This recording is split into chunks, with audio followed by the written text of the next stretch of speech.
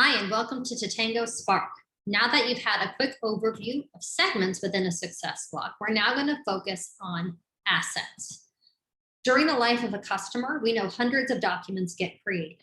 Additionally, teams prepare process documents for internal use to be leveraged by the entire team to present consistent experience to customers. As you can see here, there is an Assets tab in the Success block, but you can also add an asset while on an account profile or while documenting a task and touch point. You just have to look for the paperclip icon. If you're ready to add an asset within your Success block, you click on Upload Attachment, choose where you'd like that attachment to come from, and the system will add the chosen file.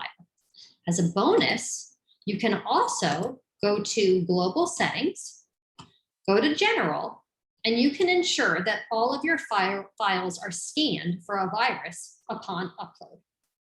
Thanks so much for taking the time to learn more about adding assets into Totango. I encourage you to check it out today. Take care.